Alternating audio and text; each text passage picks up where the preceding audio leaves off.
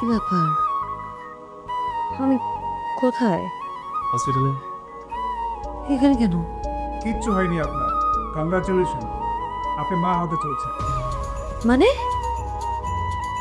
কার মা? কে মা?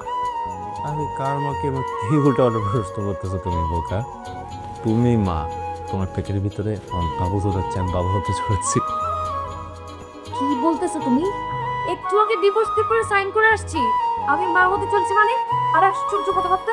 প্লিজ, এটা একটা হসপিটাল।